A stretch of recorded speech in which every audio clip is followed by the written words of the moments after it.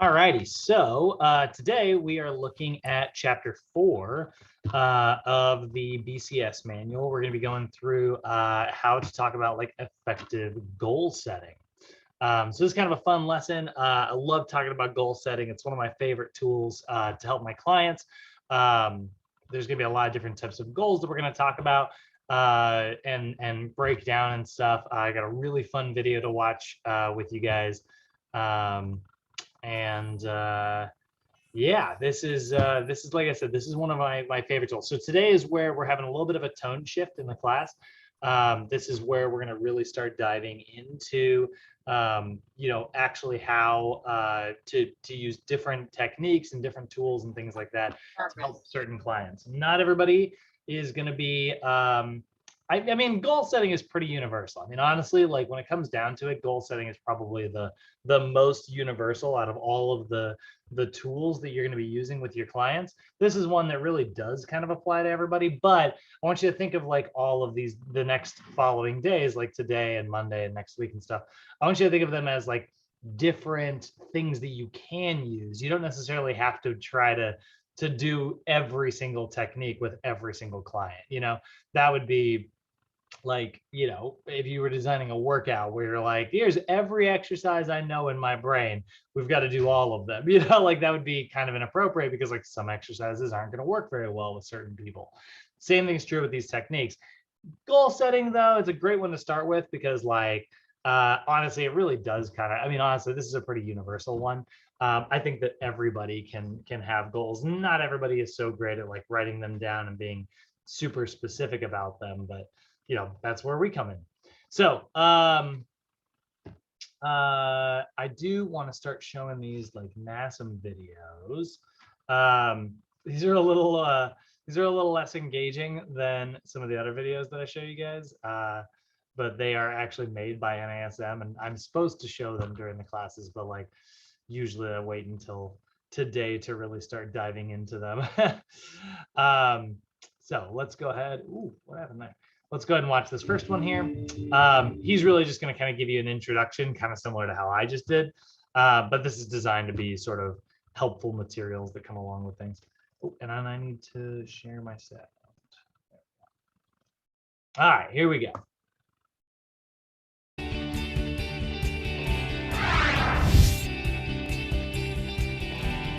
Goal setting can be very general and sometimes effective, or it can be very specific, and goals can be strategically set in order to get the most out of your client's effort.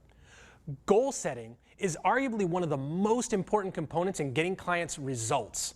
So, we will provide you with critical information necessary for setting high-quality goals. Most individuals want to be physically fit, eating the right foods and exercising regularly, but this is easier said than done. However, one surefire way, based on 50 years of research and practice, is to set appropriate goals. It is likely that you know the basics of goal setting, but do you know how to set goals that are specific for the stage of change that your client is in? Creating a sound goal-setting system, including outcome, performance, and process goals, will help foster goal commitment, which in turn leads to goal attainment. It is your job to understand the types and principles of goal setting so that you can effectively communicate them to your clients. Goals work, but they don't work automatically.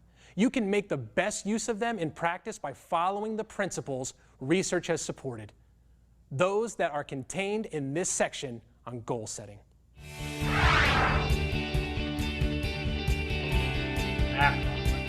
Okay, so yeah, so just go sort of an intro of what it is we're talking about, right? Like goal setting, it's one of our techniques. It's an extremely effective tool for helping somebody. It's helping an individual like reach whatever it is that they are trying to accomplish, because it gives you, there's a lot of like reasons why this is like been shown to be so effective. And in my opinion, the biggest one, and we'll see this later on, is the fact that it kind of gives you like something to focus on, and it gives you sort of a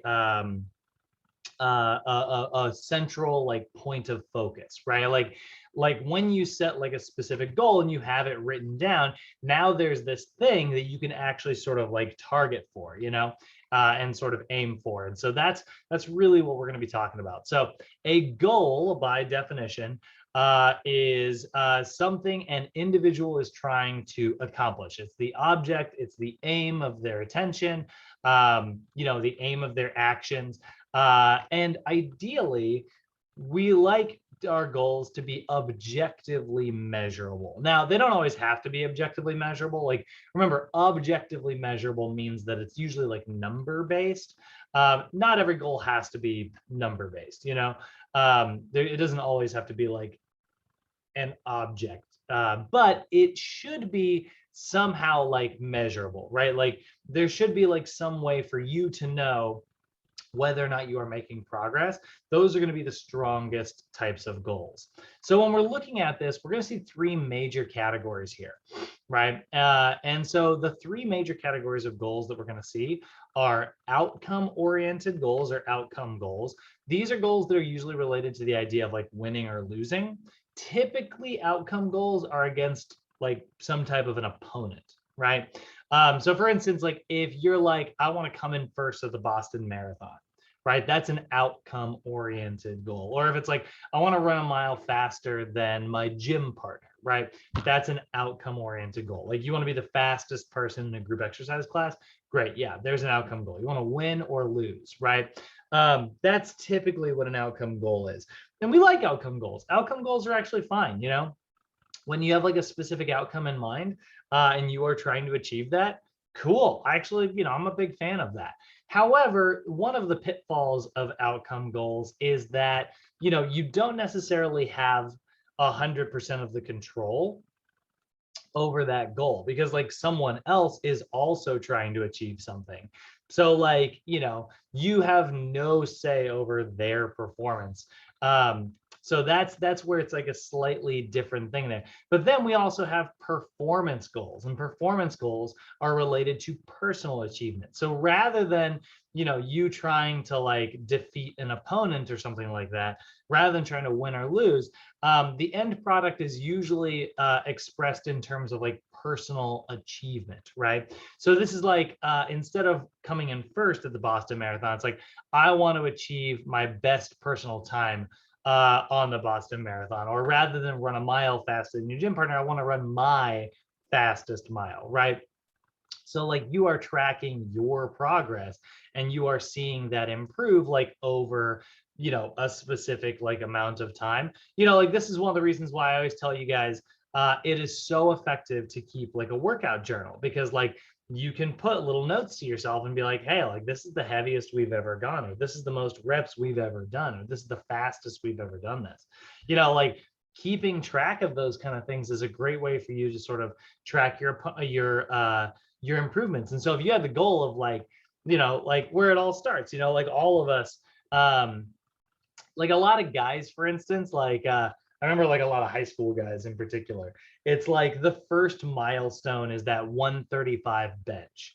Like the first time you ever get a chance to kind of put two 45-pound plates on a bar and bench that like successful 135 pounds, that's like a milestone for like a lot of young guys, right? That's kind of a cool performance goal, because you're like, I want to get to this specific weight, and I want to get like my bench press weight up higher and higher and higher. So if you were to set yourself like a specific like performance goal, and then you're tracking like your progress, and you're like, now it's a 135 and then 140 and then 150 and 160, right? And you're trying to get up to your body weight, maybe like 185 pounds.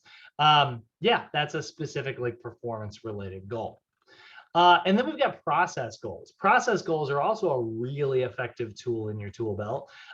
These are goals that are related to improving in a specific like overall process, right? So the idea here is that you are getting better at being consistent, or getting better at performing something regularly in like, a satisfactory way, right? So maybe somebody says, I don't need to run my fastest Boston Marathon, but I want to be able to keep a consistent pace, or I want to keep my shoulders rolled back the whole time. I want to keep my chin up, or maybe it's like, I want to train consistently for 4 weeks without missing a training session. That's one of my favorite versions of like, giving my clients like a process goal, is I'll be like, all right, let's track your workouts.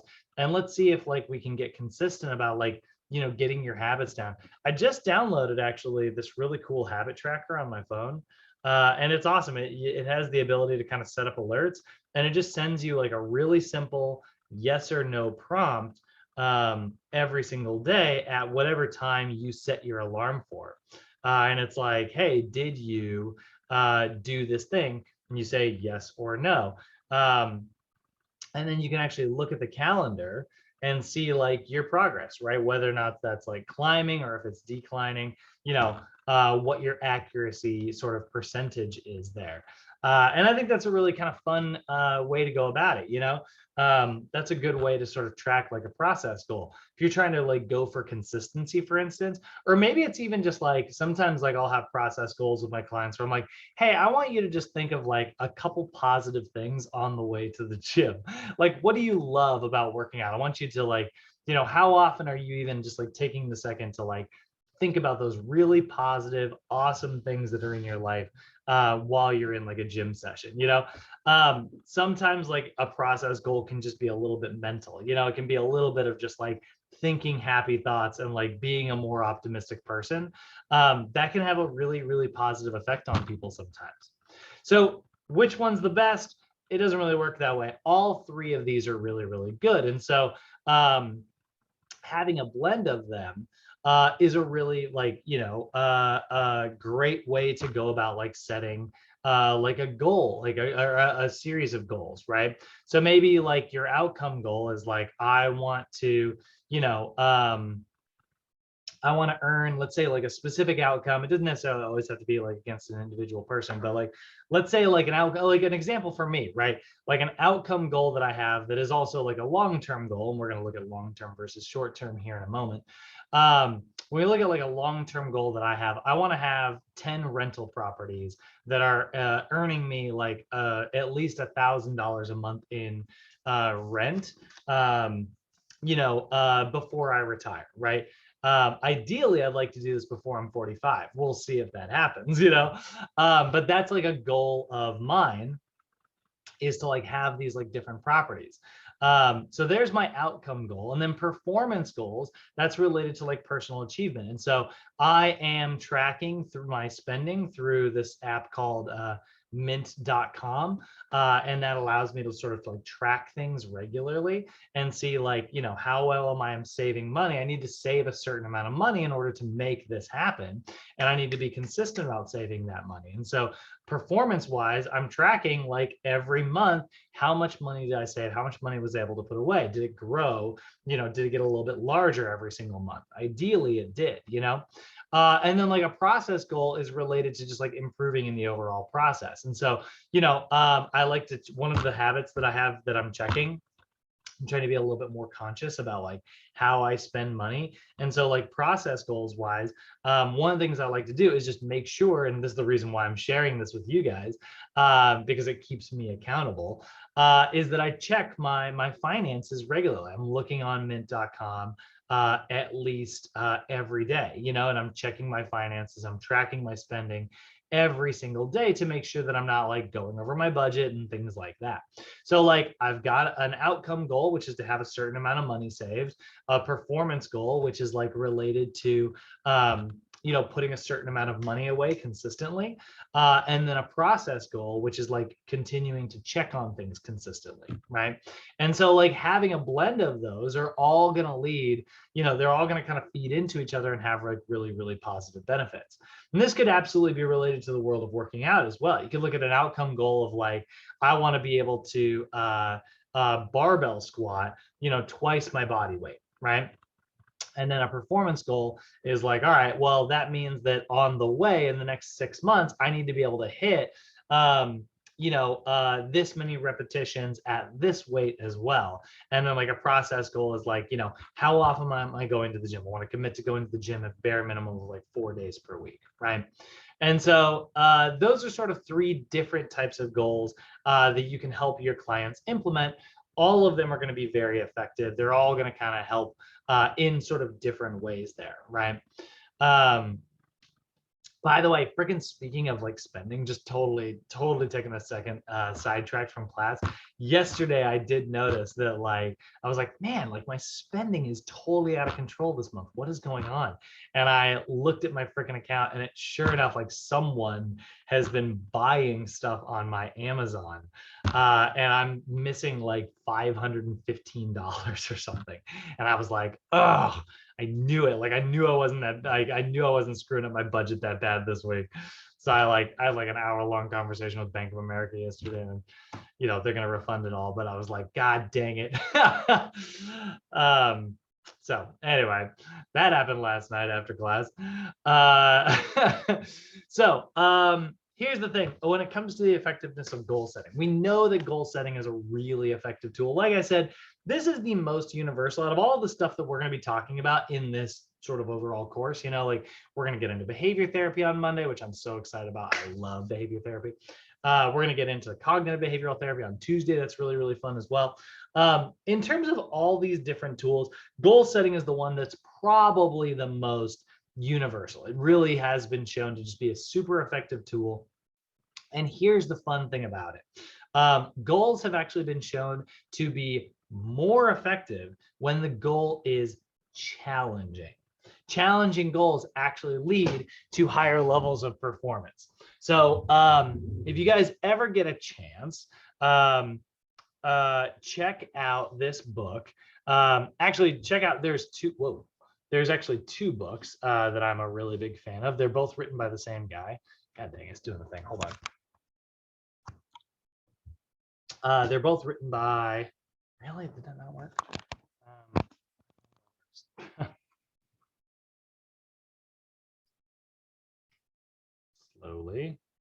Slowly. And we're back. Both these are written by a guy named Charles Duhigg.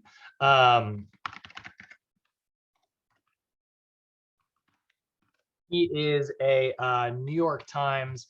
He was like a New York Times like writer, but he switched over to writing some novels. And two books that he wrote that are really good are The Power of Habit, which we'll talk way more about on Monday because I freaking love that book. And it's very much applying the principles of behavior therapy. And then we'll talk a little bit about this other book called Smarter, Better, Faster today. Now, Smarter, Better, Faster, I really do like that. I will say, I think Power of Habit is better personally. I liked it a lot more. But what this guy does really well is he tells like a lot of really, really fun stories to kind of highlight times in history where people have used very, very effective like psychological principles. So I own both these books. I love them. And Smarter, Better, Faster in particular has this really great story about how in Japan, they were trying to figure out like I didn't know this about Japan, but like pretty much everybody lives in like either like Tokyo or Kyoto. Like most of the population of Japan live in like these big metropolitan cities, but they might work in like the outskirts. And people were taking trains and commuting, hours and hours and hours at a time if they're working outside the city, or people maybe who are living outside the city who have to like travel in, and it was like hours of commuting. And so the whole country was like trying to figure out a way to like be more productive. And that involved like having their transit system be much faster. And so they were like, how do we invent this train that's going to be able to like carry massive amounts of people, and it's got to be able to travel extremely quickly. And so they were like, what? And this is like, way back in the day, by the way. Let's see here. When was the first bullet train? In 1964. So this is like way back in the day, like 1964, right? And they're trying to figure out how to get like a super fast train to happen. And so they're like, well, we could probably, if we were to redesign it this way and we were to do this and we were to do this, we could probably get it up to maybe like 120 kilometers per hour, right? And the guy who was in charge of the project was like, I want it to go 200 kilometers per hour. And everyone was like, oh, well, that's impossible. Like, there's no way, like, we don't have the technology. There's no way to make a train that can travel 200 kilometers per hour. And he was like, we need to figure out a way to make it happen. And so he set this like massive, what seemed like an insurmountable goal. And in Smarter, Better, Faster, they talk about the idea of like stretch goals, right?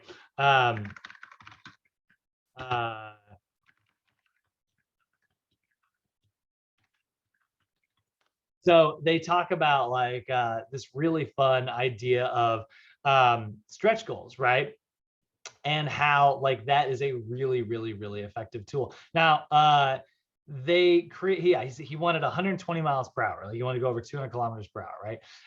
And they were like, they created this like prototype where they were like, well, we could get up to 65 miles per hour. And he was like, nope, I want 120 miles per hour, which just seemed impossible. So the engineers were like, okay. So they like go back and they kind of retool things. And then because this guy was like, hey, like, yeah, we want, we want over 120 miles per hour. And they were like, well, we did better. We retooled it. And he's like, great, what do you got for me? And they were like, we've got a train that can go about 70 miles per hour. And he was like, okay, that's close. I want 120 miles per hour. And so like, sure enough, like the scientists, like these engineers, they go back, they figure it out, they get like better and better and better. And eventually like, they figure out how to make the world's first bullet train, which are these crazy freaking fast trains and stuff.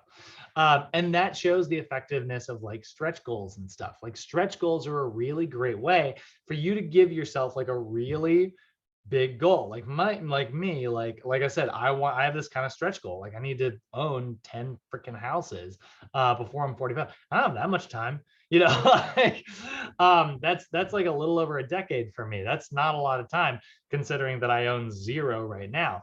But I'm sure that it's going to happen because like what's going to happen is because I've got this really big long goal that I'm continually reminding myself that I want to achieve. I'm taking like little actions that are sort of like, putting me on that path every single day. And it's meaning that like, I need to get freaking creative about how I'm going to make this happen, and so that's really where we're looking at stretch goals. That's why stretch goals are really effective. They lead to very creative solutions to interesting, what seem like insurmountable problems, even though they are not insurmountable. So we love that, right? Goals work really, really well because they direct your attention, they direct your action, they give you something specific to focus on, they give you what we call mobilizing effort, right? And a mobilizing effort is great because like that means that like you have a thing that you are actually sort of working towards, right? This is why like general goals are not very effective. It's why they don't work very well. If someone says like, I want to be rich, right? I want to be wealthy. And that's like, I'm not like necessarily against that goal, but I don't really like how it's phrased because it's not very specific. I don't really know what you mean. And I don't think you know what you mean, right? Like if you said, I just want to be wealthy, what do you mean by that? Like, what's your mobilizing effort? Because like, if you don't have like a specific like idea in mind of like, or a specific definition, right? Or it's like, I want to be in good shape. It's like, what does that mean? What do you mean you want to be in good shape? Tell me how much weight you want to be able to lift. Tell me how much you want to weigh.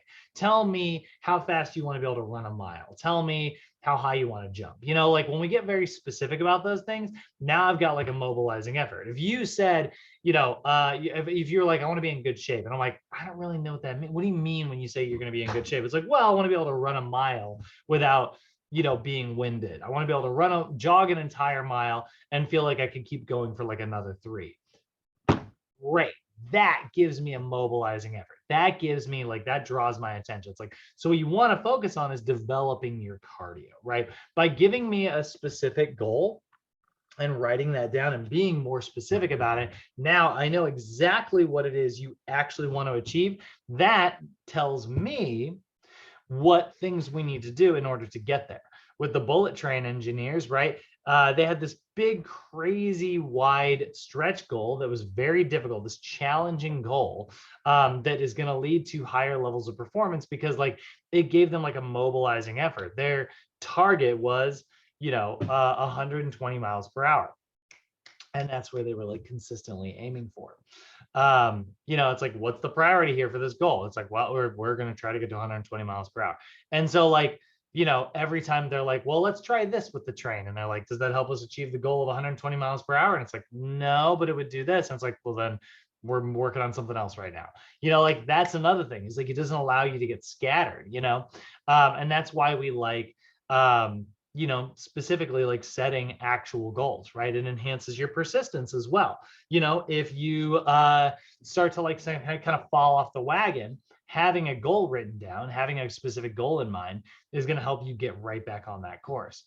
And it also helps you develop new learning strategies. That helps you kind of get into, different spots. So here's another little video for you guys. In the first. So this guy right here, it's a little short one, but he's going to kind of break down these different goal setting systems that we've got.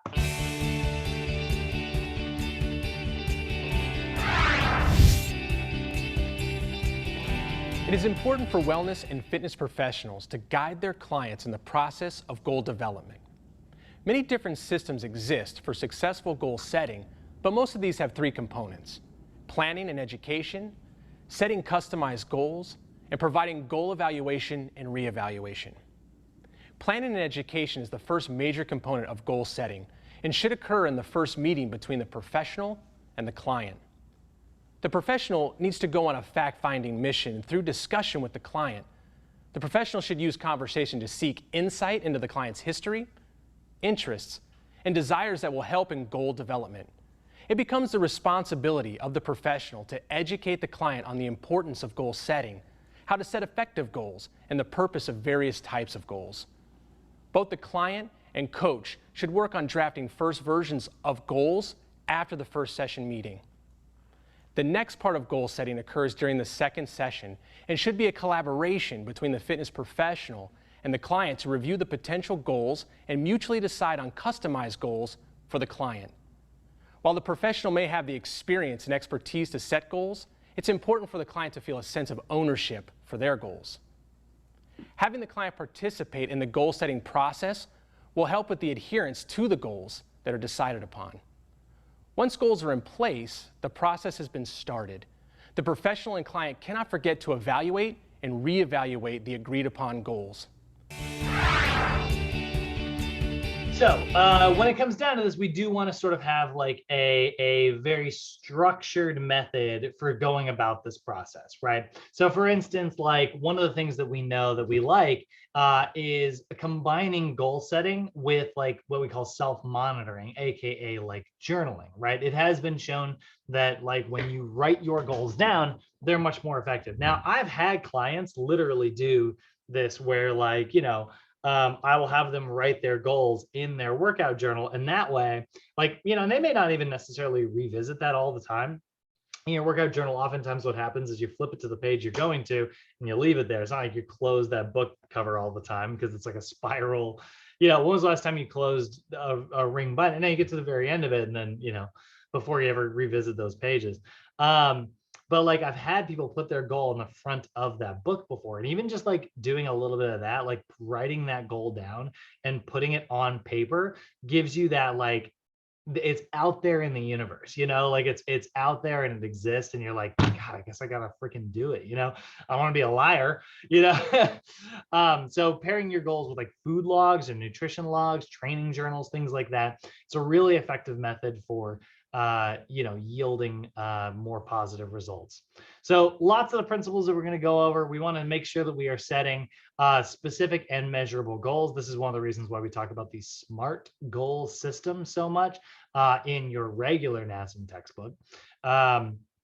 Realistic yet challenging goals. We do like those stretch goals.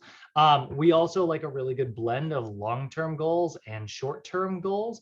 Long-term goals are really, really great because it's like a big, oftentimes stretch goal that you have to sort of work towards, but short-term goals are really good ones that are sort of keeping you on the path, and they improve your motivation because you're like, I'm trying to maybe like lose all this weight, but also like on the way, let's see if I can improve my push-ups. And so it's like, sure enough, I can do more push-ups today than I could before. That's feeding into my long-term goal of like all this weight loss. But now I feel like I can accomplish anything because like I've actually done it. I have actually succeeded. And then generally we like I said earlier, We like performance goals and process goals. Outcome goals are really, really good as well, but particularly performance and process goals have been shown to be very effective.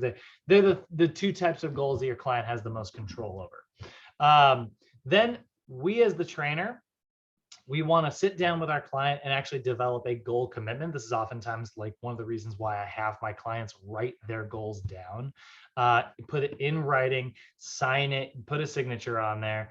And then we can work together, my client and I, to develop like a strategy to actually help them like achieve that. Once we have it written down, it's very, very easy for us to like plan and evaluate, and I can give them feedback.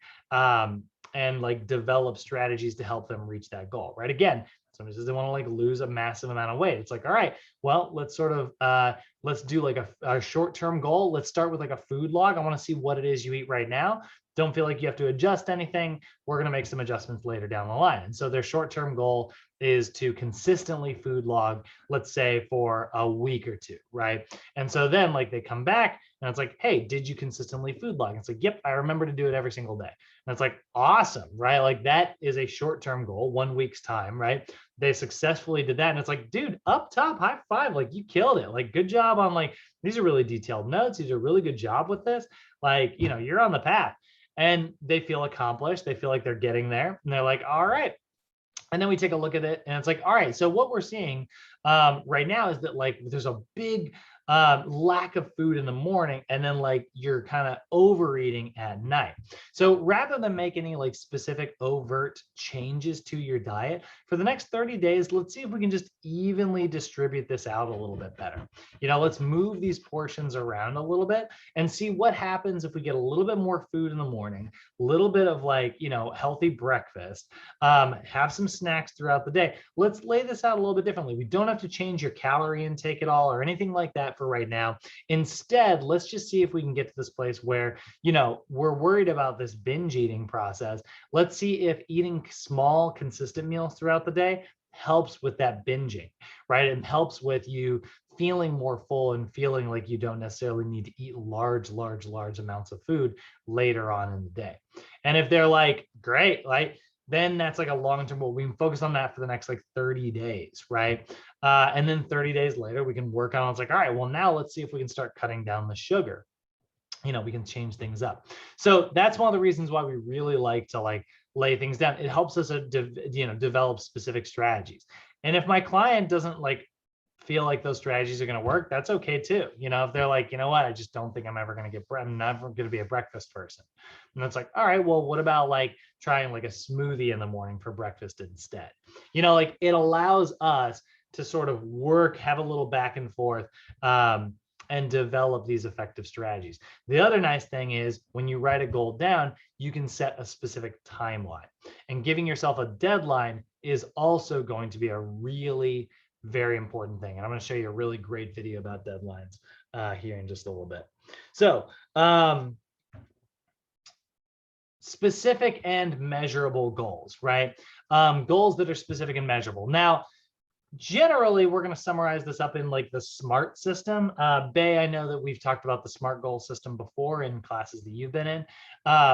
But for now, just focusing on like, even if you don't necessarily like break all the way into like a full like SMART goal acronym there, if you just make sure that your goals are very specific, and if you make sure that they are measurable, you're going to be in a really good spot. I would say that these are probably, you know, two of the most important things when it comes to any goal that you are setting.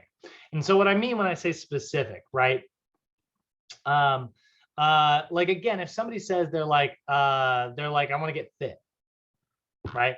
It's a good goal. Like, I'm glad that someone wants to improve their fitness, but what does that mean? Like, let's do a little survey here. Gabriel, what does get fit mean? If someone told you their goal is to get fit, what do they mean? You said if somebody tells me that they want to get thick. Fit, F-I-T. Oh, fit. I thought you said thick. All right. If somebody tells me that they want to get fit, I feel like that they want to pick up weight. They want to gain more weight. and that they really want to basically get in a better position than they once was. Like, Okay. so I'll take it. I'll take it. Bay, what about you? What do you think they mean when they say they want to get fit? What do you mean? What does this person mean when they say that? You tell me what that means, Bay. well, can I add something too? Oh, sure, go ahead. Yeah. I feel like that they've seen like some type of like something like inspiration, like through something that they saw like through an image or somebody that, and they want to basically mimic what they've Oh, okay. seen too. Love that. Yeah, absolutely. What about you though, Bay? What do you think that means? Are you with us? Hey, I'm here. Okay. When someone says they want to get fit, what do they mean? What's your gut instinct on what you think that means? Gabriel said, get a little bit, put on a little bit of weight, get a little bit of muscle, be able to pick up some heavier weights, and maybe look like somebody that they were inspired by. What do you think it means though?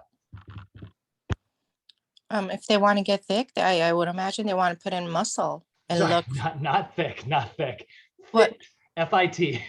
Oh, See, fit. everybody keeps saying thick. Oh man, I'm worried about my microphone.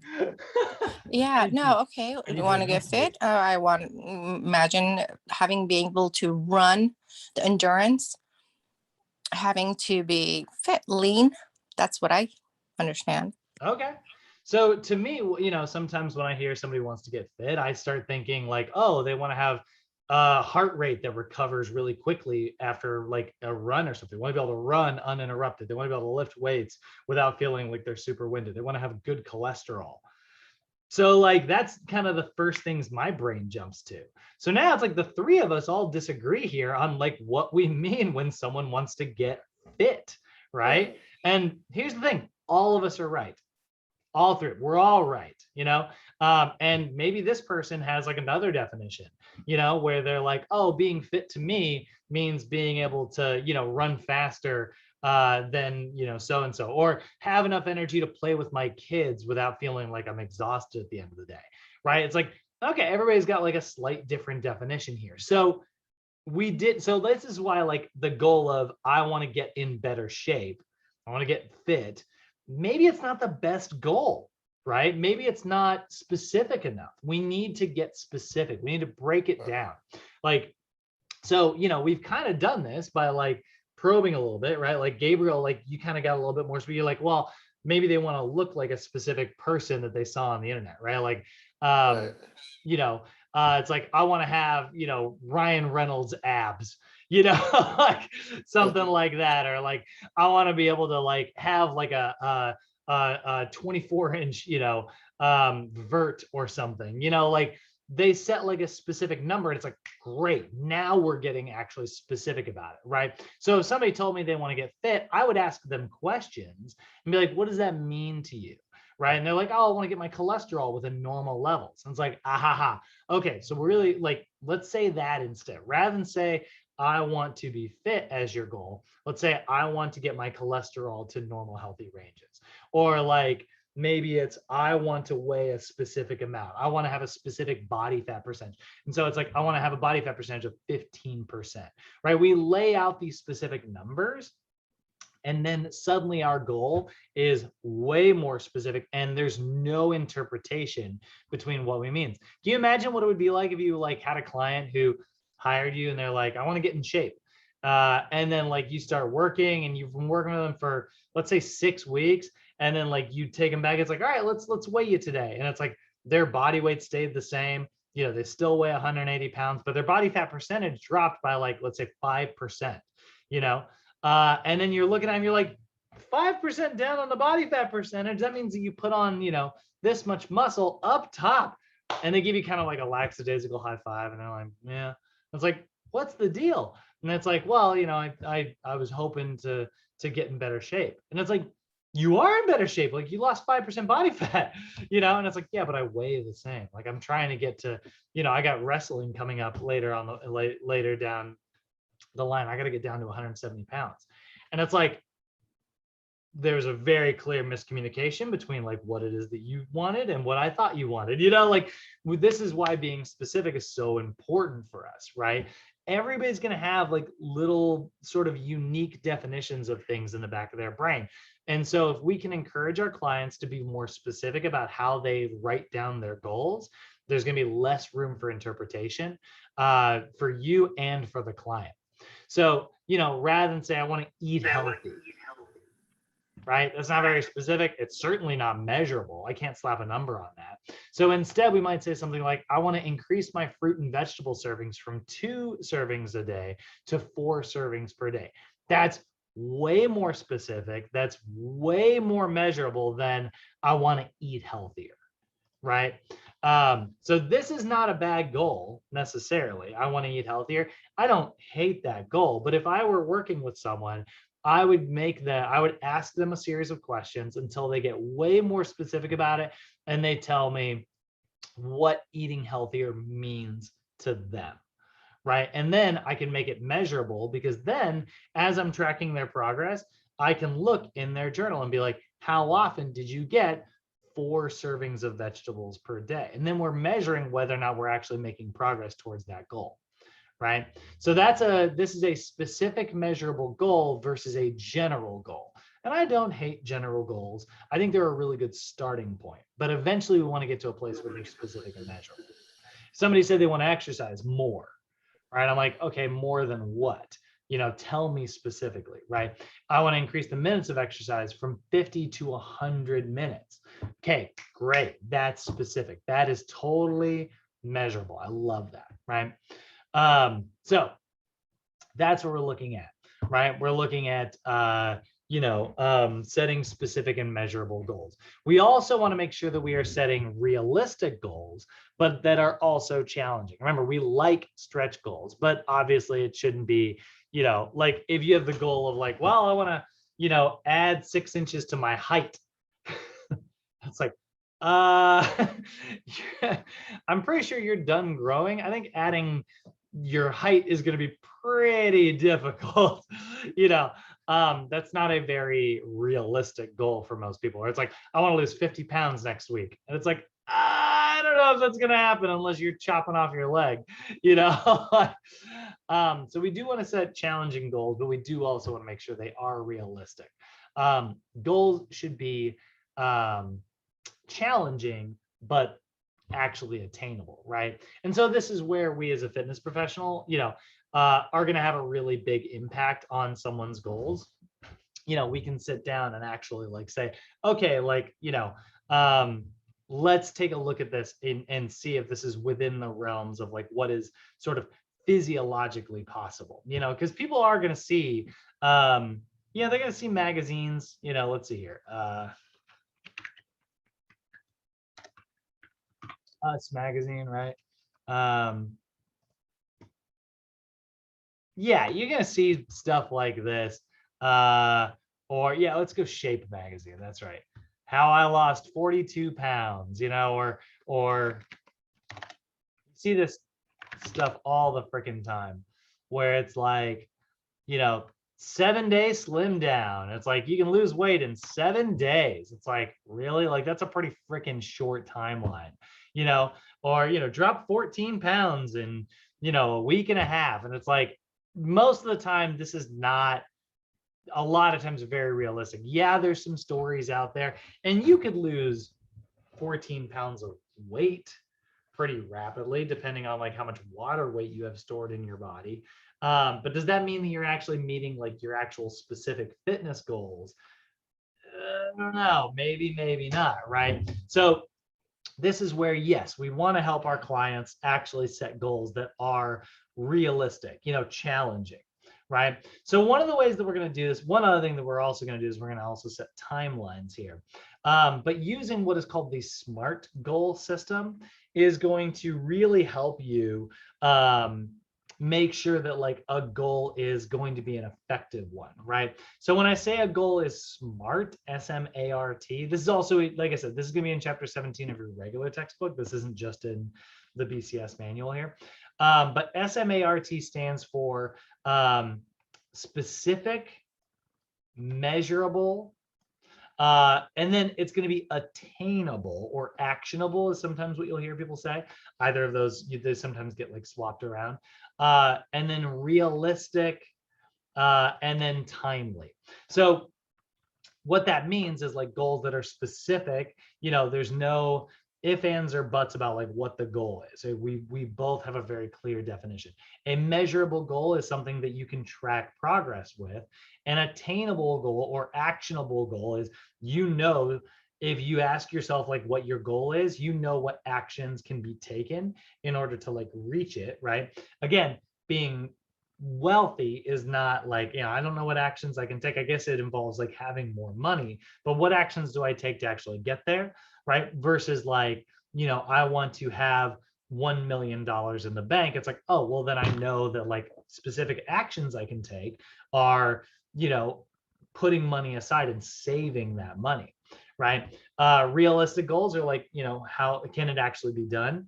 And then timely goals are, or time bound, you'll sometimes hear people say, does it have a deadline? So here's a quick little overview of sort of the SMART goal system. I think I may have showed this video last mod bay. You may have actually already seen this one, but regardless if it is professional or personal, we all struggle sometimes to achieve our goals. Many times our struggle is not because of a lack of effort, but rather how our goals have been structured. Anytime you set a goal, or if you find yourself struggling while working towards a goal, keep in mind the word SMART. SMART is an acronym that can be used to help evaluate and add structure to your goals. SMART stands for specific, measurable, actionable, relevant, and time-bound. SMART begins with asking yourself the degree to which a goal is specific. This is arguably the most important part of establishing or evaluating a goal. The less specific a goal, the more difficult it is to determine how long the goal should take to complete or how to measure success. Consider the difference between a goal to get healthy versus the goal to lose weight versus the goal to lose 10 pounds. The goal to get healthy is much less specific than a goal to lose 10 pounds. The next question to ask, how is the goal measured? What determines success? Some goals may be best measured by a simple yes or no, such as the goal of climbing to the top of a mountain, while other goals are better measured by using metrics such as the goal to lose 10 pounds. The key to measurement is making sure that in whatever way the goal is measured, it accurately reflects success. For instance, if you do not have access to a scale, then measuring weight loss will be difficult and less accurate. An alternative measure may be to track how many inches you have lost around the waist. But to what extent does this accurately reflect the goal? Without access to a reliable way of measuring weight, we may want to consider buying a scale or restructuring our goal. Actionable is not asking yes or no, but how will the goal be achieved? What is our action plan? Do we have the resources and capabilities required to achieve success? If not, what are we lacking? Well-designed goals provide clarity of action. If the actions required to achieve a goal are unclear, or there are a large number of actions that need to be taken, we should consider breaking down the main goal into manageable, actionable sub-goals. In isolation, any single goal is relevant, but in life we most often are in the process of pursuing multiple goals. A common issue we face is having too many goals at the same time or pursuing the wrong goals. With this in mind, we need a mechanism to help us monitor our goals to make sure we are pursuing our most relevant goals at any given moment in time. One technique is to place goals in a matrix that looks at effort required versus perceived value of achieving the goal. Not always, but most of the time we will want to focus our energy on low-effort, high-value goals. Another technique is to use the Pareto Principle, also known as the 80-20 rule. Ask, which are the 20% of goals that will provide me with 80% of my return? The last thing we want to make sure is that goals are time-bound. By including a specific date by which a goal should be accomplished, it helps provide incentive and allows us to monitor progress. Consider the difference between the goal to lose 10 pounds and the goal to lose 10 pounds in 10 weeks. Simply by including an element of time, we can now calculate how much we should be losing each week, and if after 5 weeks we have only lost 1 pound, we can revisit our action plan. Be wary of any goal that is open-ended, such as the common goal to learn a foreign language. Last, it is important to reinforce that goal setting is not an event. It is an ongoing process of action, evaluation, and revision. It is not about lowering goals or standards to ensure success. It is about recognizing goals are dynamic, because life is dynamic. We do not live in a static world. Life happens. A goal that is relevant today may be irrelevant tomorrow. When using SMART, stay flexible and motivated by setting aside time to reevaluate your goals on a regular basis. Okay, so that's a really good kind of quick breakdown on the idea of like how SMART goals work, right? Again, specific, always going to be better than general goals, right? Measurable makes it very easy for us to track progress, right? Again, like, using myself as an example, the big goal in my life right now is definitely to get my first property in January. I need to have a certain amount of money saved. And so like checking my account regularly, and it's like, do I have this much money? Am I getting there? Like, boop, boop, boop, boop, like, am I on the road, right? That's going to tell me, whether or not it's actually working. And so there we go. That's a measurable goal. I have a number in mind for how much I need to have in the bank. Is it actionable? Is it attainable? Yeah, absolutely. Like I know what actions I need to take. I need to put away this much money every month.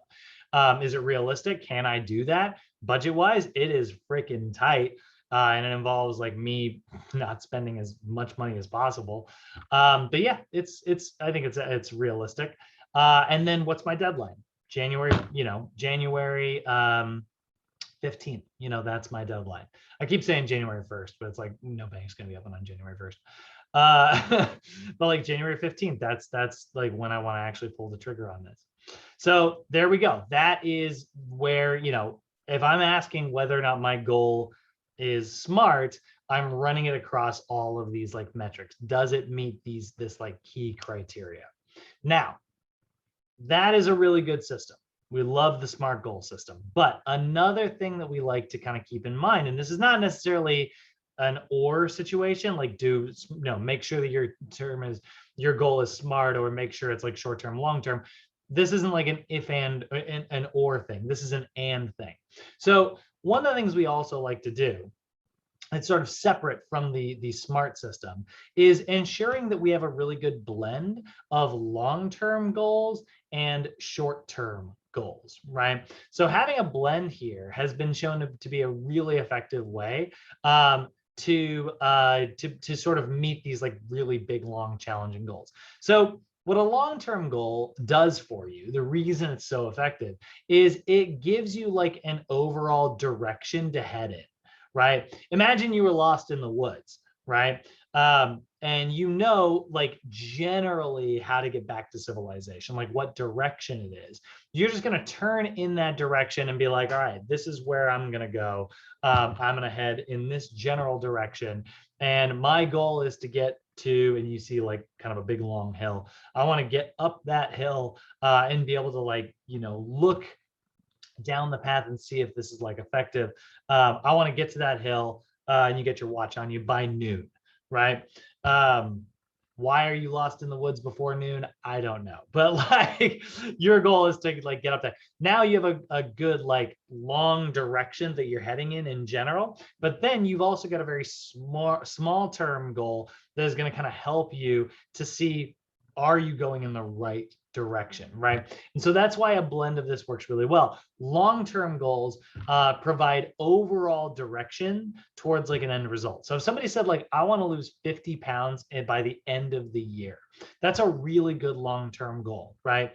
And then a short-term goal provides you with feedback whether or not this is actually going to happen, right? Whether or not you are actually going to achieve this. Because like, if your goal is to, get back to civilization, which is, let's say, 30 miles away, right? And then you've got this hill that you want to get up and it's only a mile away and you can't get there in the next like 4 hours. It's like, why are you not traveling fast enough? Like, what's going on here? And it's like, oh, well, I keep stopping to pick flowers and stuff. And it's like, okay, we need to not do that. Like we need to like cut that out of our goal. So short-term goals provide you feedback whether or not like you are going to be successful in reaching your long-term goal, right? So if somebody said they want to lose 50 pounds by the end of the year, and then they set the goal of like, I need to lose 1 pound a week consistently in the month of January, right? There's 52 weeks in a year. So if in January they don't lose a single ounce, is their goal of 50 pounds by the end of the year still realistic? Is that still going to happen? Maybe not. Maybe we need to reevaluate our goal. Or maybe our next short-term goal, we need to kind of make up for it. And it's like, well, now we're going to need to be a little bit more intense about how we do things. We're going to need to lose 1.5 pounds for the next 2 months, right? And that's going to kind of make up for that lack of, what happened in January. So having a blend here is going to be really helpful, right? And so somebody could have like a short-term, a long-term goal of being able to run a marathon in like a 12-month period. They're like, it is August 27th right now. So by September 1st, 2022, I want to run, I don't know what marathon.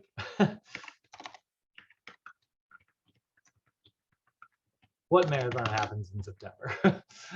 The Hamilton Night Glow Marathon. I don't know. Oh my God, it's a Boston Marathon qualifier. There you go. I want to see if I can qualify for the Boston Marathon by September 2022. Cool. Freaking love that, right? So now you get short-term goals. You're going to see if that's feeding in, right? So it's like, I want to be able to run 30 minutes 3 or 4 times per week. You can also see this is a very good example of like an outcome-oriented goal over here, right? Being able to run a marathon in 12 months. And then being able to run 30 minutes 3 or 4 times a week consistently. That's a good example of like a process goal, right? So now this short-term process goal is feeding into our long-term outcome goal. And that's giving us a really good blend. And then we can also take a look at both these and evaluate whether or not they are smart. Are these goals smart, right? Being able to run a marathon, is that specific? Yeah. A marathon's 26.2 miles. That's very specific. I know exactly what you want, right? It's to run a marathon. There's no interpretation, right? Is it measurable? Yeah. Can you run 26.2 miles? That's something I can absolutely. If I can run 18 miles. Great. That's measurable. Now I can run 19 miles. Great. That's measurable, right? Is it actionable? Do you know what actions you need to take to be able to reach this goal? It's like, yeah, I need to be able to run, right? Cool. Step one. There's a great line from the show, How I Met Your Mother, where this one guy, he wants to run the New York Marathon. And the other guy is like, he's like, training. He's like, what do you mean you're training for the marathon? He's like, yeah, it takes a lot of training to be able to run a marathon. He's like, what do you mean it takes training? He's like, what training is involved? How do you need to learn how to run a marathon? He's like, step one, start running. There is no step two. And so then like he does it, and then like his leg, he actually succeeds, but then like he can't get off the subway because he can't move his legs. And they all make fun of him because he should have trained. Anyway, so yes, you know what specific actions there are, right? Start running. You know how to get better at it. Is it realistic? Yeah, I think being able to train for a marathon over the course of a full year's length of time, that is realistic. Qualifying for Boston, that's actually pretty freaking rough. You got to be good at running a marathon. But with a year's worth of training, who knows? Maybe that is realistic for you. And then, is it time bound? And yeah, absolutely, right? It's a 12-month goal. Yep, I've got a deadline. Same thing with our short-term goal. We can ask if this is, smart, right? Is it specific? Again, run 30 minutes. Yeah, that is. Measurable, 30 minutes. Absolutely. 3 or 4 times a week. That's also measurable, right? Is that actionable? Do you know what actions you need to take? Absolutely, right? Is it realistic? Maybe. If your schedule is like, there's no way I'm gonna be able to do this 3 or 4 times a week, well, then maybe it's not a realistic goal. And then, does it have a deadline? This goal doesn't. This short-term goal here doesn't have a deadline, which means it's not necessarily a full-on SMART goal. But if you were just to retool this ever so slightly and say, run 30 minutes 3 or 4 times a week throughout the entire month, each week in the month of September, well, now you've got like a deadline. You've got until September 30th to, average out somewhere between, how many weeks are in September? 1, 2, 3, 4, 5 weeks, right? Basically. So then we would say, all right, 5 weeks, 5 times 3 to 4. So I need to get 15 to 20 30-minute runs in the month of September. Now you've got like a very specific measurable and you've got a deadline. So now we've made our goal smart and we've blended long and short-term goals together. Other examples, right? I want to lose 100 pounds in 2 years. Cool. There we go. That's a very long-term goal. That's a 2-year commitment, which means I need to reduce my calorie intake from 2,500 to 2,000. If I do that, that's 500 calories a day. 500 calories a day is going to be about 3,500 calories a week. So times, there's, 52, there's 104 weeks there, divided by 3,500. That's going to be 104 pounds lost. That will bring us in to our long-term goal successfully. I want to walk 100 hours over the next 6 months. Cool. So if I walk an hour 3 or 4 times a week, is that going to happen? Yeah, absolutely. 3 or 4 times a week, 6-month period, right? There you go. So that is an example of like why using long and short-term goals are so effective. How you guys feeling? Any questions so far? Gabriel, Bay, you guys feeling good? Feeling good. Love it. Being clear, hopefully. Being specific. Love it, love it. All right, so let's talk about like how to set performance and process goals, right? Just kind of reviewing that here really quick. So again, we really like performance goals. We really like process goals in particular, right? Again, I don't necessarily dislike outcome-oriented goals, but you don't always have 100% of control on an outcome goal. If your outcome goal is to maybe get like a promotion at work, that's going to rely on, your company's budget and whether or not they're able to do. Sometimes that's not necessarily always the best. Now, lucky for us, when it comes to the realm of like health and nutrition and fitness and stuff, most goals are performance and process goals, but not necessarily always, not always. So ideally, we do want to set these two because performance goals are going to give you specific behaviors that make it easier for you to reach your long-term and your short-term goals. Process goals are definitely something that you have that enhances your performance by sticking to the process. Like, this is why I always tell my clients, like early on, they're like, let's let's work together. Let's develop a meal plan. And I'm like, we can do that. Like, we can develop a meal plan. But honestly, for right now, I just want you coming to the gym consistently, right? Like, I don't want you to get overwhelmed by trying to exercise 3 or 4 times a week and change your diet and try to get enough sleep and do this and that's like way too much stuff all at once, right? So instead, I might say something like, look, I do want you to improve your diet, and that is going to help improve our chances. For now, I want you to focus for the month, we're in August. I want you to focus for the next 30 days of just showing up to the gym consistently. And then when it comes to diet, just try to make your meals as colorful as possible for now. Next month, we will talk about retooling and getting into the specifics of like what type of foods you want to eat. But for now, just try to make your plates colorful. You do that for me, you're going to make some progress. And it's like, okay, so that's something that's a lot more realistic. They can get better at the process of incorporating more greens and reds and yellows into their diet. We can get into like specific meals later down once I'm not so afraid that they're going to be like overwhelmed and that they're going to set too much, too early on.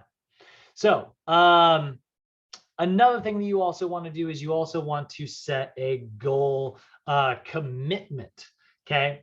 So when it comes to like some achievement strategies that are going to help with us, that are going to help, our clients actually succeed. Setting a goal commitment is huge. This is why, again, I actually have nothing against somebody verbalizing their goal and just keeping it in their brain, but I really love it when somebody actually writes it down, because this is where we sort of see like the levels of commitment. Somebody who's like, oh, I wish I were in better shape. Somebody who says something like that, if you heard someone say, I wish this, how much belief do you have that that person's going to actually do what they wish? Maybe a little, you know? Like I heard somebody say that, I'd be like, that person's got like a 20% chance, you know?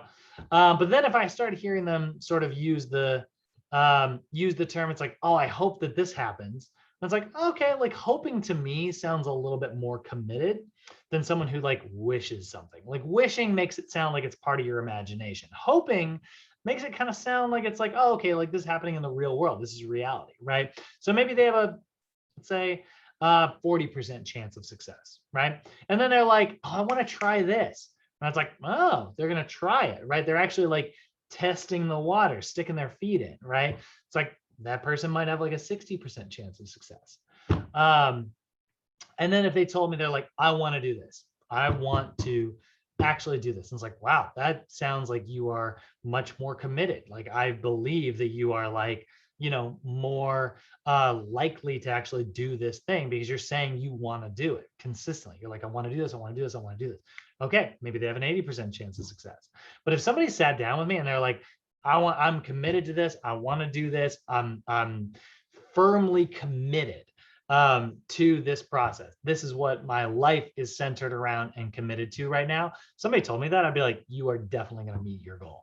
I believe in you, you know, 100%. So this is sort of like, you know, when we look at the levels of commitment, we're sort of trying to push our clients towards the end of that spectrum, right? And this is why like language sometimes gets really important here, but like having like an actual commitment there, having them write it down and putting it on a piece of paper, it just makes things that much more effective. There's just something about writing something down, you know, even if your client like wrote something down and then threw it away in a trash can, there's just going to be this nagging, itchy feeling in the back of their head that's like, it's out there in the universe. I wrote it down. It's somewhere. It exists, you know. Like, so how do we increase commitment in our clients? Well, one of the ways to do this is to make sure that your client is the one setting the goal. Yes, you are there to help them determine things that are realistic. You are there to help them develop strategies and stuff, but their goals should be self-determined. Do not set the goals for your client. You are there to help them retool it, but remember, like they should be, you know, actually driving. You're giving them directions, being like, take a left here, you know, take a right here, but they're the ones driving the car, you know. Make sure that their goals are self-determined, and then record their goals, right? Write them down. We love journaling. Journaling is a super, super effective tool when it comes to goal setting. And then, and this is like totally what I've been doing all day today, share your goals with others. That's going to keep you accountable. Hopefully you guys will check in with me in January and be like, hey, did you buy your freaking house? And I'm like, oh, I was gonna, but you know, like the more people I share it with, the more I blab about it, the more I'm like, God, I'm gonna make this freaking happen. I got a lot of people that I said it was gonna happen. I don't want people to think I'm a liar, you know. Like sharing your goals with others can be a really great way to sort of commit to things and increase accountability. And that's what we're trying to do. We're trying to get our clients as committed to the goal as possible. So a client's commitment is an essential part of them meeting their goals. And we have a lot of things that we can do to increase that commitment. We can ensure that the goals are self-determined. That's probably the most important. Make sure your client is the one who's actually coming up with things. If your goal is like, all right, we're going to get you to bench over 200 pounds. And they're like, I'm just here to lose weight. Like the benching thing is not going to be important to them. The weight loss thing is. Keep the goals systematic. Progress, right? Write that progress down.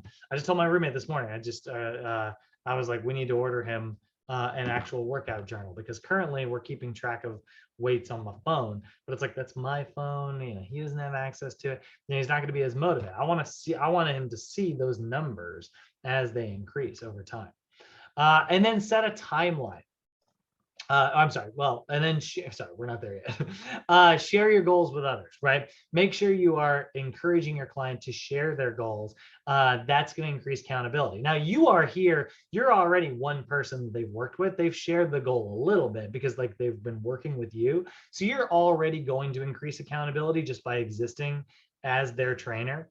I've said this before sometimes.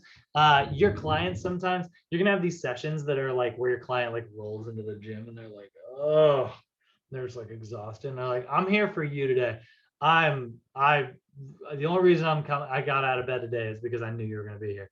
And it's like, great, I'll take it. Like, that's somebody who's like super not motivated to work out today. Like, this person is not in the mood to be pushed. This person is not in the mood to like put effort in, but I will take it. I will take what I can get, and it's like, I can still work with this. I'm glad you showed up today. Sometimes, guys, as a trainer, you are nothing more than like a little bit of glorified like social pressure, but it's like you still did your job even before they showed up, just because you were a little bit of pressure to actually get them to show up. That little bit of commitment, that accountability is huge sometimes. So that's going to be a big part of it. So the next thing you want to do is develop an action plan to actually meet that goal. And this is probably my favorite part of things. My favorite thing to talk about. I love plans of action. It is a goal achievement strategy, right? So you're going to spitball and see, what sticks. Throw everything at the wall that you can, and then pick a couple options that are actually realistic, right? So this is going to give you specific strategies that are really helpful. And it's also going to help you and the client look for and determine any potential barriers that might be in the way, of like getting in the way of that goal, right? And it's like, look, we're trying to lose weight. We're trying to we're trying to do this thing. There are going to be days where like you don't get enough sleep. You're going to be super exhausted. You're going to be cranky. You're not going to want to show up. That's okay. That's a potential barrier we run into. But I want you to remember in those moments why you're committed to this thing. And hopefully that will be enough to push you out the door. This is why we love workout partners and gym partners and trainers so much, because they keep us accountable. And they're a way that like we are going to overcome these potential barriers, right? So coming up with a specific plan of action is going to be important. It's like, if you wake up and you're completely exhausted and you're afraid you're going to like roll back over and go back to sleep, I want you to text me. I want you to say like, give me your ETA, and just be like, hey, I'm going to be there in 20 minutes. Cool. If our session starts in, 20 minutes, that's great. If our session starts, maybe earlier than that, but you're like, it's going to be 20 minutes before I get there, that's still giving you a deadline. That still gives you a little bit of pressure. And so I'll tell my clients that all the freaking time. I've done that for years now, way before I ever studied like goal setting and stuff. I would have my clients be working with them and be like, look, there's going to be a morning where you do not want to roll out of bed and you are completely exhausted. On those mornings, this is what I want you to do. I want you to text me and just say, hey, I'll see you in a little bit, right? I know we're confirmed. You're not going to annoy me by sending that text message. I want to make sure that like you are committed. That's going to help increase that commitment. So that's a strategy that I've employed for quite a while at this point. There's a lot of different strategies out there, right? In your strategies, your guys are going to come up with some really unique solutions to problems sometimes, but your feedback should always be very positive. It should be optimistic, and it should be informational, right? You should be, always educating your clients and teaching them, new skills and new things and, stuff about exercise that maybe they didn't know before, right? So action plans, a combination of goal setting and feedback from the coach is going to lead to much higher performance than just setting a goal and letting it sit there, right? And then making sure that you are doing like periodic evaluation and feedback is also really important. Like stepping in regularly and making adjustments. Like, let's say you're tracking a client's progress and they aren't really on task. Let's say they like haven't necessarily lost as much as they should have by like this specific timeline. It's time for us to step in and say like, hey, like we are not actually on, our projected estimate of like where you're going to be in 6 months is a little bit below what our overall goal is. We either need to up your cardio or like reevaluate your calories, or we need to reevaluate your goal. Maybe this goal that we set was a little bit too lofty. What is this going to look like? How do we increase your calories? Maybe it's something just playing let's see if we can commit to playing a 30-minute basketball pickup game once a week. That little bit of extra effort could be enough to just kind of push us over the line and get us right back on track. what's a strategy that you think is going to work? Work with your client to figure that out. And then always, like I said, set a deadline. Setting a timeline is really important to help your clients track their progress. It gives your client focus, giving yourself a deadline. So we've got a fun little video here. I love this video so much. And it is all about deadlines. It's a long one, but I think you guys will find this very motivational. Inside the mind of a master procrastinator. So this is a little bit of a long video, but I love this guy. This guy's so fun to listen to. And then his insights on time. This is Mike. Mike is about to check out the great mortgage rates at AmeriSave, which is a really smart decision. You tell my phone's listening to me. It's like, hey, you want to talk about mortgage rates? You just said you wanted a rental property. Here we go. There we go.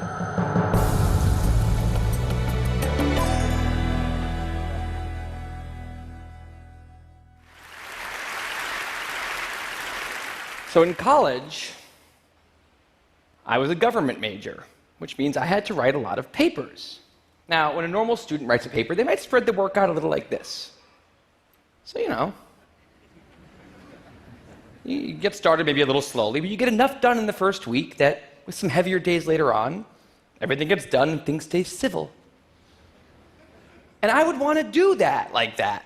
That would be the plan. I would have it all ready to go, but then actually the paper would come along, and then I would kind of do this. And that would happen every single paper. But then came my 90-page senior thesis, a paper you're supposed to spend a year on. I knew for a paper like that, my normal workflow was not an option. It was way too big a project. So I planned things out, and I decided I kind of had to go something like this. This is how the year would go. So I'd start off light, and I'd bump it up in the middle months. And then at the end, I would kick it up into high gear. It's just like a little staircase. How hard could it be to just walk up the stairs? No big deal, right? But then, funniest thing happened. Those first few months, they came and went, and I couldn't quite do stuff. So we had an awesome new revised plan. And then,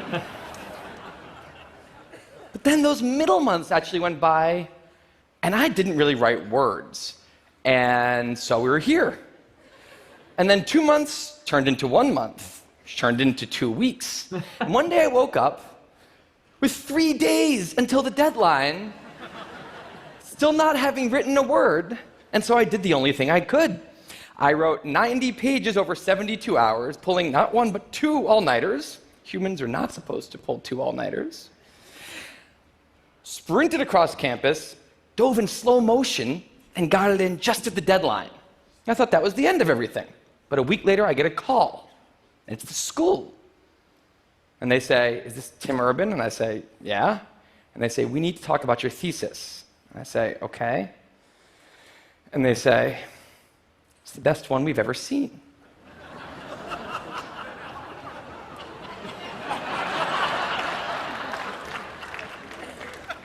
That did not happen.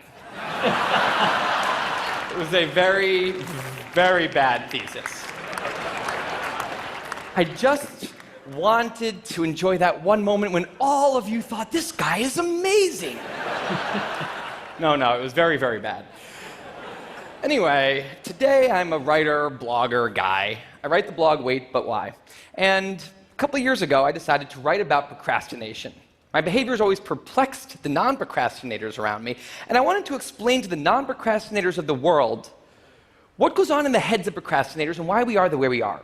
Now, I had a hypothesis that the brains of procrastinators were actually different than the brains of other people. And to test this, I found an MRI lab that actually let me scan both my brain and the brain of a proven non-procrastinator, so I could compare them, and I actually brought them here to show you today, and I want you to take a look carefully to see if you can notice a difference. And I know that if you're not a trained brain expert, it's not that obvious, but just take a look, okay? So here's the brain of a non-procrastinator. Now, here's my brain.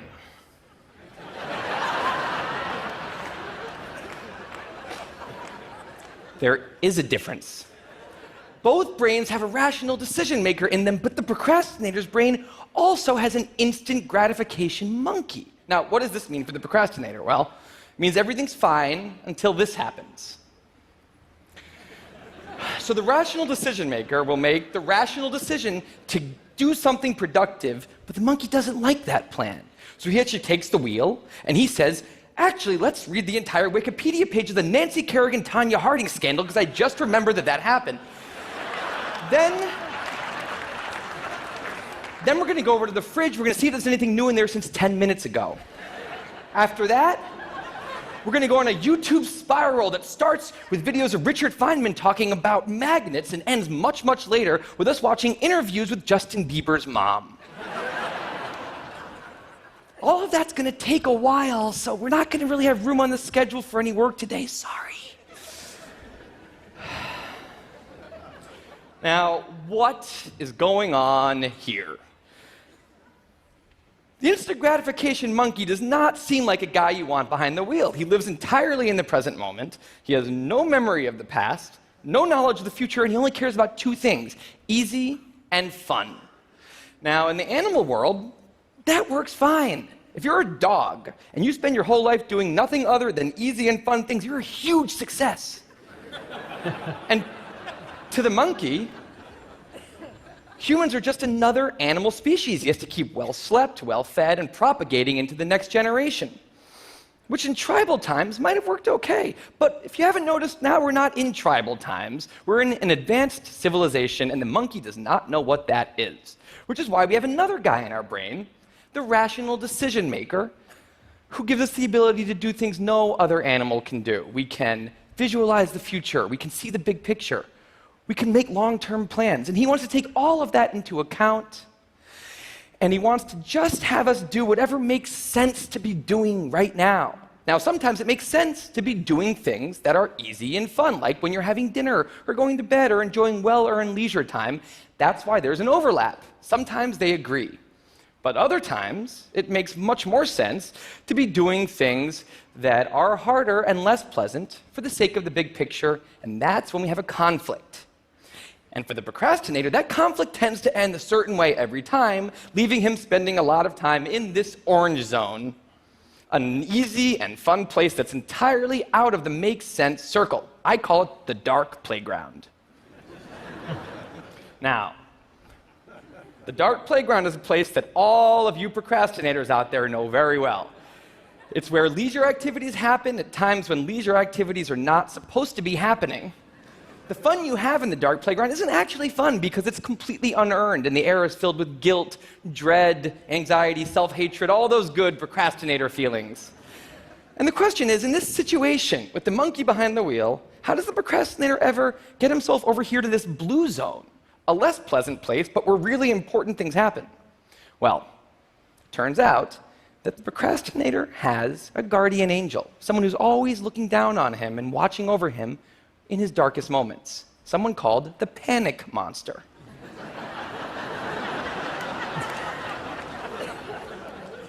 Now, the panic monster is dormant most of the time, but he suddenly wakes up anytime a deadline gets too close or there's danger of public embarrassment, a career disaster, or some other scary consequence. And importantly, he's the only thing that the monkey is terrified of. Now, he became very relevant in my life pretty recently because the people of TED reached out to me about 6 months ago and invited me to do a TED Talk.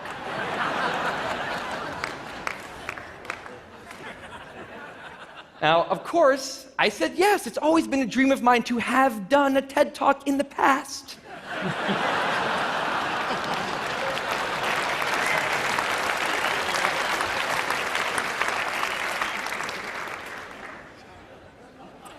But in the middle of all this excitement, the rational decision maker seemed to have something else on his mind. He was saying, are we clear on what we just accepted? Do we get what's going to be now happening one day in the future? We need to sit down and work on this right now. And the monkey said, totally agree, but also let's just open Google Earth and let's zoom into the bottom of India, like 200 feet above the ground, and we're going to scroll up for 2.5 hours till we get to the top of the country so we can get a better feel for India.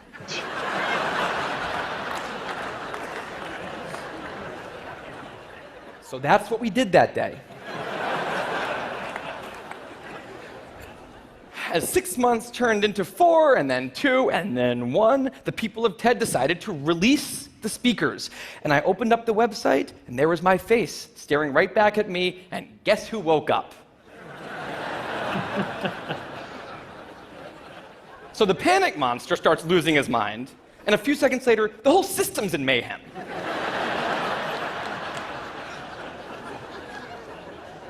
And the monkey, who, remember, he's terrified of the panic monster, boom, he's up the tree. And finally, the rational decision maker can take the wheel, and I can start working on the talk. Now, the panic monster explains all kinds of pretty insane procrastinated behavior, like how someone like me could spend 2 weeks unable to start the opening sentence of a paper, and then miraculously find the unbelievable work ethic to stay up all night and write 8 pages. And this entire situation with the 3 characters, this is the procrastinator's system. It's not pretty, but in the end, it works. And this is what I decided to write about on the blog just a couple years ago. Now, when I did, I was amazed by the response. Literally thousands of emails came in from all different kinds of people, from all over the world, doing all different kinds of things. These were people who were nurses and bankers and painters and engineers and lots of PhD students. And they were all writing saying the same thing. I have this problem too. But what struck me was the contrast between the light tone of the post and the heaviness of these emails. These people were writing with intense frustration about what procrastination had done to their lives, about what this monkey had done to them. And I thought about this, and I said, if the procrastinator system works, then what's going on? Why are all these people in such a dark place? Well, turns out that there's 2 kinds of procrastination. Everything I've talked about today, the examples I've given, they all have deadlines. And when there's deadlines, the effects of procrastination are contained to the short term because the panic monster gets involved. But there's a second kind of procrastination that happens in situations when there is no deadline. So if you want to have a career where you want to be a self-starter, something in the arts, something entrepreneurial, there's no deadlines on those things at first, because nothing's happening at first, not until you've gone out and done the hard work to get some momentum, to get things going. There's also all kinds of important things outside of your career that don't involve any deadlines, like seeing your family, or exercising and taking care of your health, working on your relationship, or getting out of a relationship that isn't working. Now, if the procrastinator's only mechanism of doing these hard things is the panic monster, that's a problem, because in all of these non-deadline situations, the panic monster doesn't show up. He has nothing to wake up for. So the effects of procrastination, they're not contained. They just extend outward forever. And it's this long-term kind of procrastination that's much less visible and much less talked about than the funnier, short-term, deadline-based kind. It's usually suffered quietly and privately. And it can be the source of a huge amount of long-term unhappiness and regrets. And I thought, that's why these people are emailing, and that's why they're in such a bad place. It's not that they're cramming for some project. It's that long-term procrastination has made them feel like a spectator at times in their own lives. The frustration was not that they couldn't achieve their dreams, it's that they weren't even able to start chasing them. So I read these emails, and I had a little bit of an epiphany that I don't think non-procrastinators exist. That's right. I think all of you are procrastinators. Now, you might not all be a mess, like some of us. And some of you may have a healthy relationship with deadlines. But remember, the monkey's sneakiest trick is when the deadlines aren't there. Now, I want to show you one last thing. I call this a life calendar. That's 1 box for every week of a 90-year life. That's not that many boxes, especially since we've already used a bunch of those. So I think we need to all take a long, hard look at that calendar. And we need to think about what we're really procrastinating on, because everyone is procrastinating on something in life. We need to stay aware of the instant gratification monkey. That's a job for all of us. And because there's not that many boxes on there, it's a job that should probably start today. Well, maybe not today, but sometime soon. Thank you. So I love that video because like he's talking about the importance of deadlines, right? You know, like I don't know how many things in your guys' life there are like this, but I know there's certainly a lot of them in mine where it's like, oh yeah, I'm gonna do this thing. Like I've always wanted to like travel to so and so, right? Like that's like a goal of mine. I want to get to, there are specific places in this world that I want to travel to. And like if you were to ask me, did I think I would have traveled there by now? I probably would say yes, but it still hasn't happened yet. And it's because like I don't necessarily haven't given myself like a deadline to do these things. And maybe that's what's, you know, necessary to kind of get us to do stuff sometimes. So again, time-bound goals, giving yourself a deadline is one of our most effective tools for actually making this stuff happen. So I love that video. Hope you guys enjoyed that. That's another one of my favorite, like the This Is Water video that I showed the other day, and then like that Inside the Mind of a Master Procrastinator video. Those are two of my like all-time favorite videos that are on the internet, and I use them to remotivate myself all the time. So what are some of the other challenges that we are going to run into? There's definitely a lot of them out there. Like one, maybe not having a deadline. Maybe that's a challenge. And so it just never happens. It's like you have this ambivalence. It's like, no, I really do want to do this thing, right? With your clients, like, I really do want to do it. But it's like, okay, well, when do you want to do it by? And it's like, wow, I don't know when, or just eventually. And it's like, what do you mean eventually, right? Like, let's put a deadline on there. So failing to set specific goals, that's a big one. Generally, people tend to be, you know, people tend to be general about their goals, and so that's a really big one. We want to make sure that we are setting a way to make their goals more specific. Again, teaching your client to form like numerical, measurable goals is going to be a very helpful tool. Setting too many goals too quickly, that's a really big one. A lot of people are like, I want to improve my exercise, I want to get more sleep, I want to do this, I want to do that, I want to do this, I want to do that. It's like, look, we kind of need to just like focus on one thing at a time. When you're focused on way too many things all at once, you tend to get really scattered, and it's like, oh, this is all just too overwhelming. I was like, yeah, it's overwhelming because you're trying to do a million things, you know. Let's do one thing at a time and get good at it until it becomes second nature. Then you don't have to make decisions. It's just something that naturally happens. Sometimes some of the biggest problems is that people will also, inexperienced goal setters will also set one or two goals at a time that might be conflicting with one another.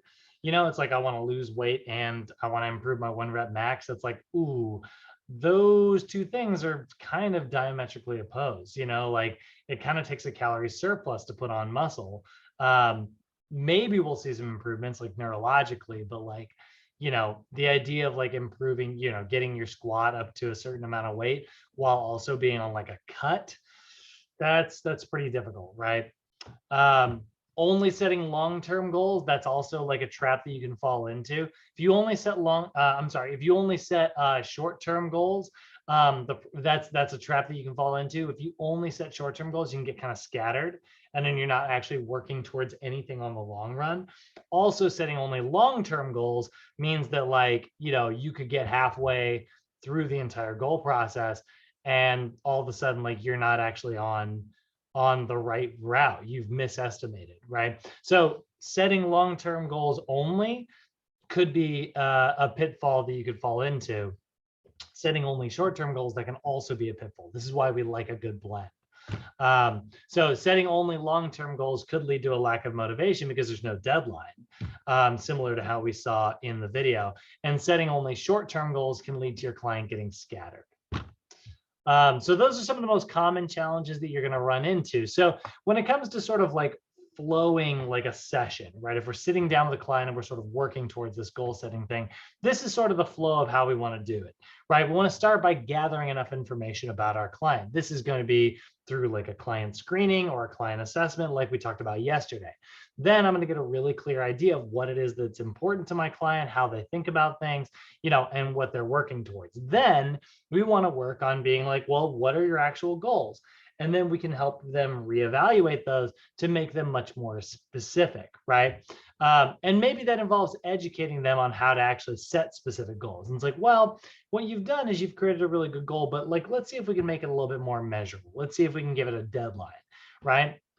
And then we can sort of work with them to develop a couple of goals, not too many, but some, right? A good blend of long and short-term goals that are, going to feed into one another rather than conflicting with one another.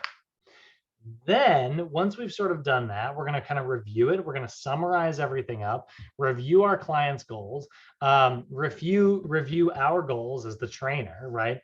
And then we're going to continue working with this client over the course of several sessions. And we're going to evaluate and reevaluate those goals and see like, hey, is this working? Like, are we on the right path?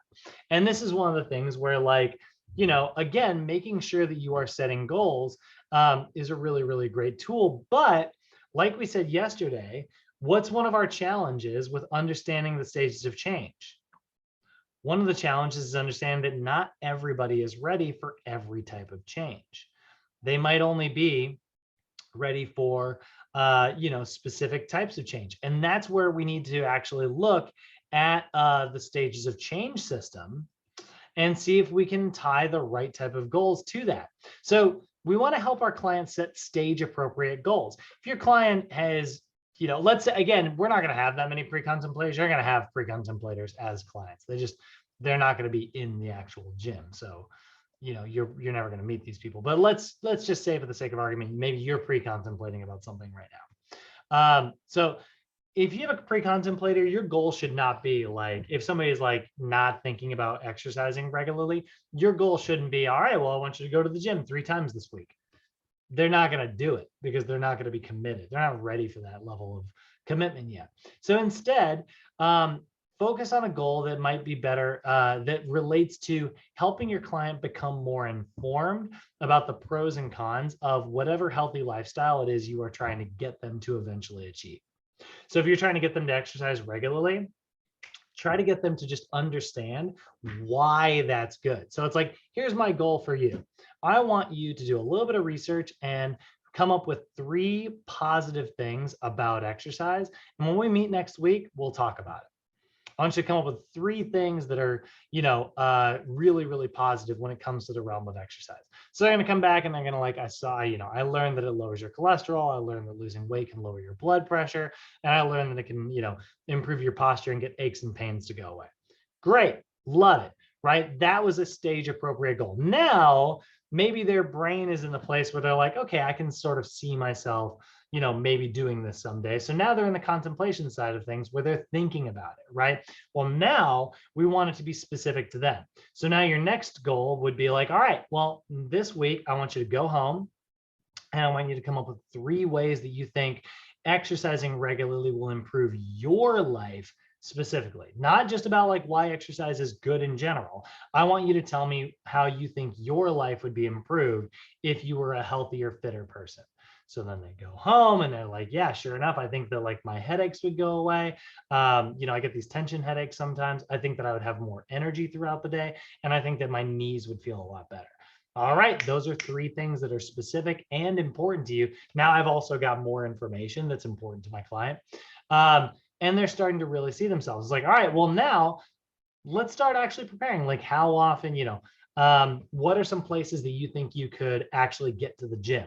So now it's related to actually helping your client prepare for their healthy lifestyle. So it's like, I want you to go home. I want you to think about like what type of outfit you would wear to the gym if you were going regularly, what gym membership you are going to have, and what time of day you're going to work out. How are you going to fit this into your schedule? So then they're not necessarily committed to actually doing this. They're just theorizing, right? They're coming up with plans and they're like, maybe I could work out this time. Oh, that's not going to work because I have this appointment, but I could work out at this time because I've got nothing going on at this time of day, right? So now they're actually like preparing. They're coming up with alternatives. They're thinking about like how they're going to make this happen. Once that happens, your client will move from preparation. You've set goals that are going to move them from preparation into action, right? And so these are goals that are actually focused on facilitating change. Like action, we want them going to the gym. It's like, all right, here's your goal. I want you to get into the gym 3 times this week, right? And I want you to do these workouts. Write down your weights and bring it back to me, and we're going to evaluate. So there's a client who's in action. Now, like I said, guys, most of your clients who are coming in, they're going to be in any of these 3 stages. You're probably not going to see very many pre-contemplators or contemplators, but you may be pre-contemplating about something right now in your life. And that's how you're going to push yourself through these stages. First, learn about the pros and cons of whatever. Second, see how it would fit into your life. Third, set goals that are going to help you prepare for this new thing that you're engaging in. And then actually start dipping your toes in the water and start making some specific tiny changes. And then eventually, maintenance, how do we keep somebody in maintenance, make sure they don't fall back into old versions? We give them bigger and more challenging habits. It's like, hey, now that you're exercising regularly, let's see if we can make you do, let's see if we can set the goal of getting to 50 push-ups. You know, let's see if we can get to the goal of like losing this much weight. Let's see if we can get to the goal of, you know, running a mile, you know, whatever it happens to be. Those are maintenance oriented goals, right? So now we've sort of taken, you know, both of these concepts, the idea of like a goal setting system, and we've sort of tied it to our stages of change. And that's how you're going to sort of ensure that this happens with your clients.